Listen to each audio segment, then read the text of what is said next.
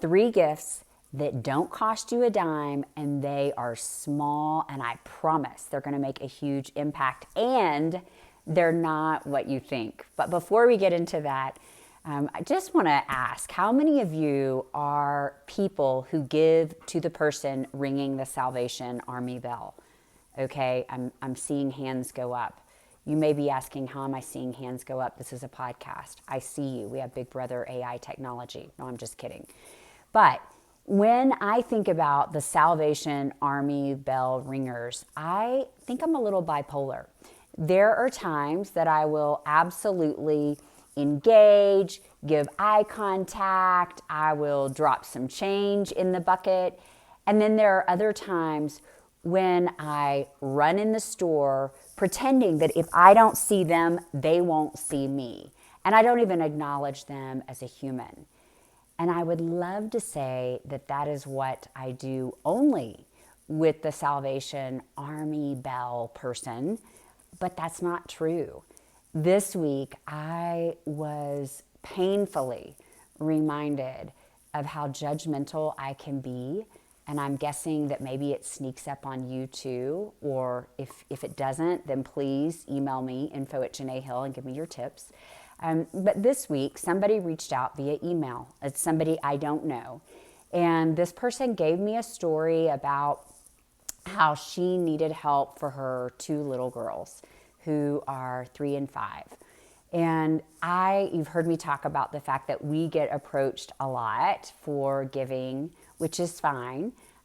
But if you get approached a lot, I gotta say, sometimes it can make you jaded, because for me, I am like, I want people who are willing to help themselves. I want to give a hand up, not a hand out.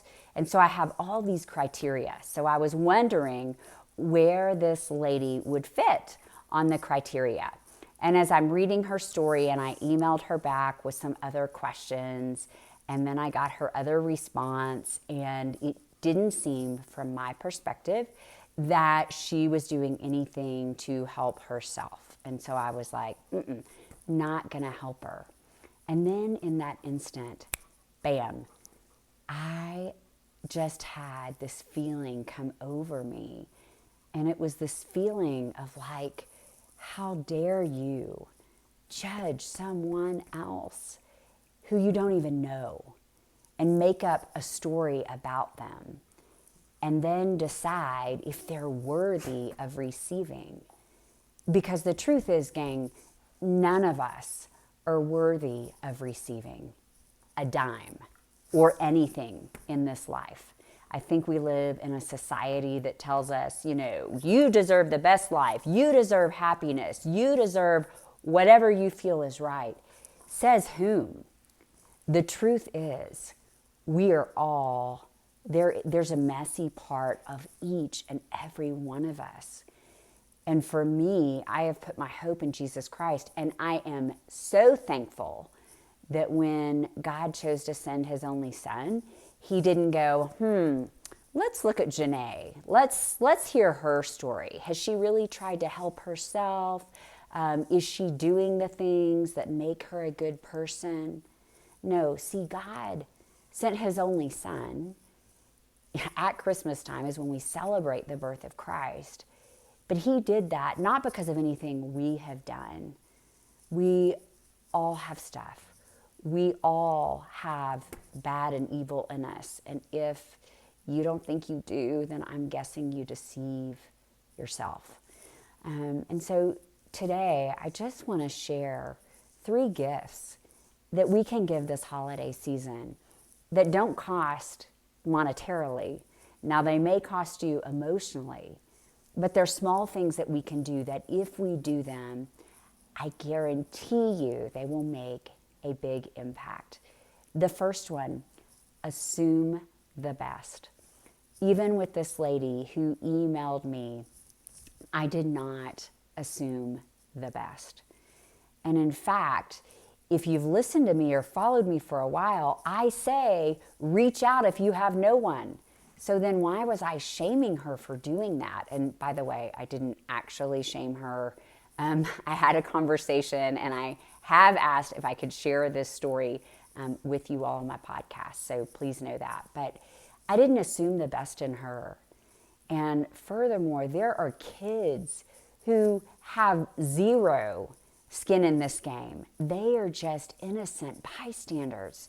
And I know me as an adult, I've made some poor choices, and it should not be my kids' fault if I have consequences for my actions. And so, assume the best. When somebody maybe doesn't respond the way that you want them to, assume the best. Look for the good. And that's what assuming the best is. The second thing, speak positively. It's one thing to assume the best internally. It's another thing to speak positively about a person or a situation. We are currently in Colorado, and there's so much beauty up here, and yet we can find a way to be negative.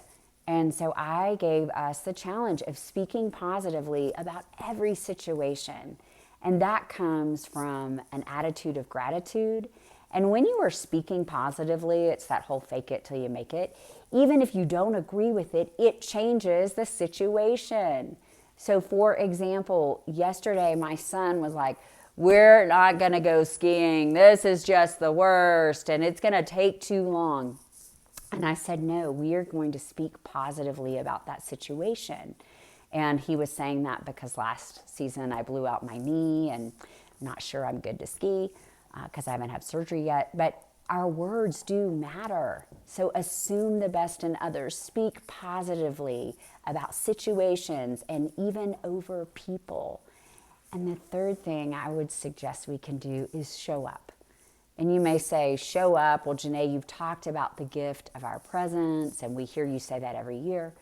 What I mean by show up is show up fully committed to assume the best, to speak positively, and having a great holiday season. And show up for people who maybe you don't normally show up for. And it doesn't have to be an in-person show up. Maybe there's somebody that you two have had a riff, or things have just not been the same in a long time. Show up by sending them a video. I mean, we can text, that's easy, but let them see you, even if not face to face. Or perhaps there is someone who doesn't have a lot of people around them for the holidays. Just show up and sit and just be with them. So often we think we have to do big things to make a big difference. And I'm telling you, I know firsthand that if we can be intentional about doing some small things that will make a big difference, we can truly start to see some change. So, assume the best, speak positively, and show up. And when you've done that, I would love to hear your success stories. And so email me info@janaehill.com, or share it on social media. Goodness knows we need some positivity on social media, and that's @RealJanaeHill. Stay tuned for some really, really, really exciting things coming in 2024. I hope to be able to announce some of that next week. And if you've gotten anything out of this, please share it. Share it on social media, share it via the podcast, because, as I always say, friends don't let friends listen alone. Merry Christmas. I hope that your holidays are filled with a little bit brighter perspective, and it starts with you. So what are you going to do?